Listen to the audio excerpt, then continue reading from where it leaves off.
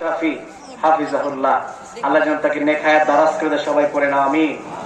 সর্বশেষ কথা হলো এইটা, আগামীর বাংলাদেশ আল্লাহর কোরআনের বাংলাদেশ, ঠিক কিনা বলেন?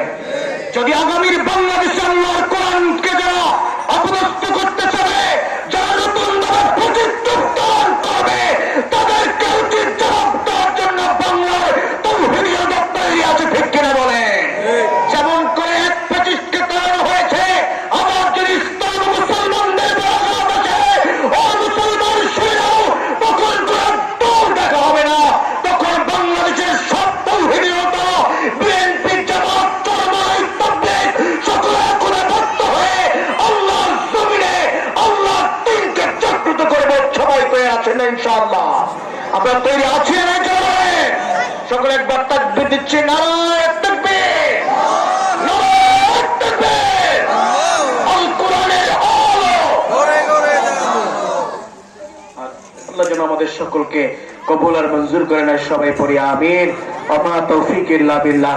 আসসালামু আলাইকুম ওয়া রাহমাতুল্লাহি ওয়া বারাকাতুহু।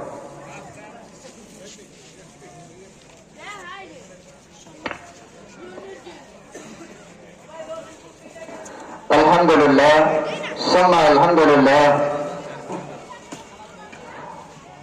এই পর্যায়ে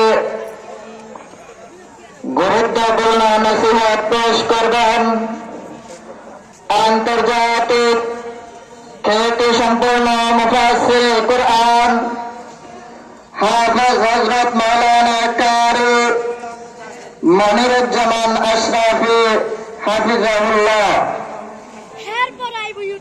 ঢাকা। হযরতের আগে,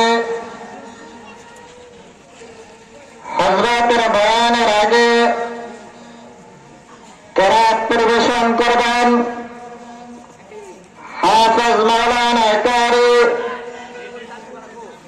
মুখলেস বিন জামাল, সাবেক ইমাম, ধানমন্ডি ঈদগাহ জামে মসজিদ, ঢাকা।